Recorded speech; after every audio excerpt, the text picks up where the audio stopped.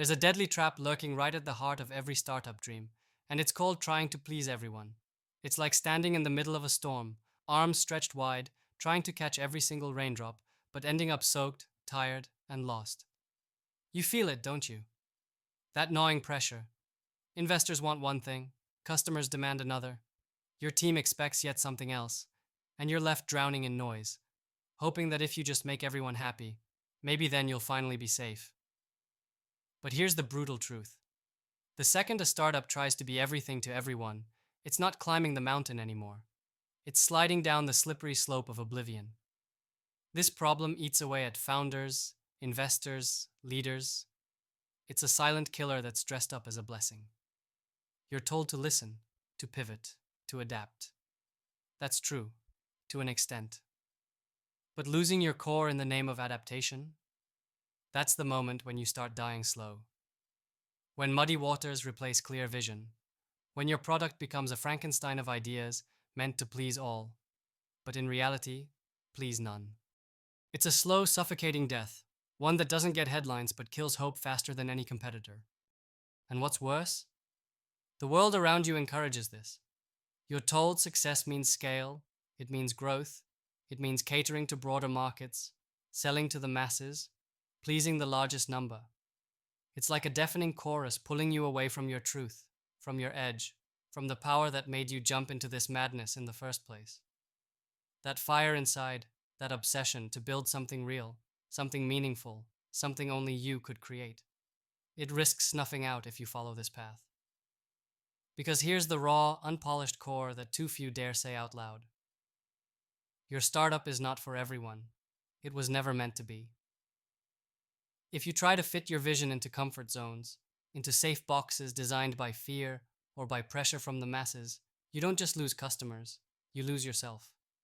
The rare brilliance that fuels great startups gets crushed under the weight of trying to become bland, generic, average.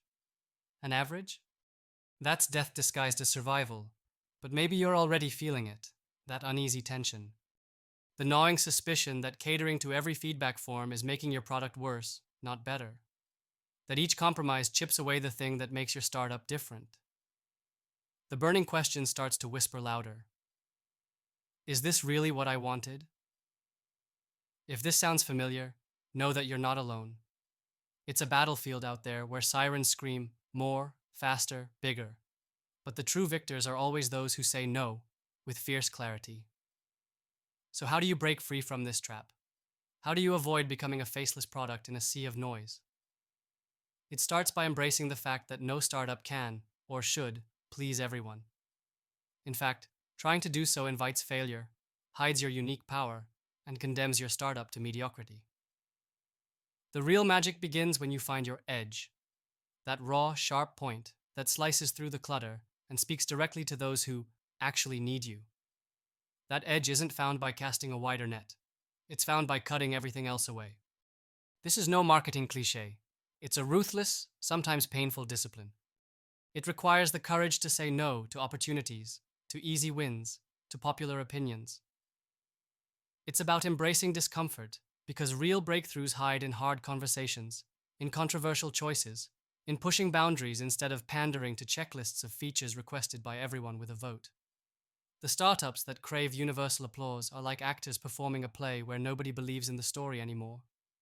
Their scripts are rewritten by the last person who shouted loudest, and their characters lose essence until what's left is an echo chamber of bland promises. The startups that succeed, they're the rebels, the few who build for a sharp, distinct audience and unapologetically wear their uniqueness like armor. They're the ones whose customers feel like they've finally found home, because the startup speaks their secret language, solves their unseen pain, and stands for something bigger than transactional convenience. And here's the catch. This approach doesn't shrink your potential. It expands it. When you focus on the right few, you build an army of passionate evangelists. The kind of users and partners who don't just buy your product, they live it, breathe it, fight for it. This kind of deep connection can't be bought with indecision or watered-down compromises. It's a fierce bond born from authenticity and clarity. If you ever feel overwhelmed by conflicting advice, take a step back and ask the one question you must. Who exactly am I building for? Get brutal here. not just a broad demographic or everyone who might use it. Get down to the core of your customers' pain, ambitions, fears, and hopes. Imagine them so vividly it hurts. Then serve only them. Let the noise fall away. Because your power lies not in chasing the masses, but in igniting a fire in the hearts of the few who truly need you. This isn't just strategy, it's survival. It's what separates startups that become legends from the rest that quietly fade. It's also a revolution against the tired wisdom of play it safe and cater to everyone. Those mantras are chains dressed as guidance. The freedom you seek as a founder, as an innovator, as someone who wants to change the world, comes from fierce selectivity, radical honesty, and the courage to burn the bridges of comfort and consensus.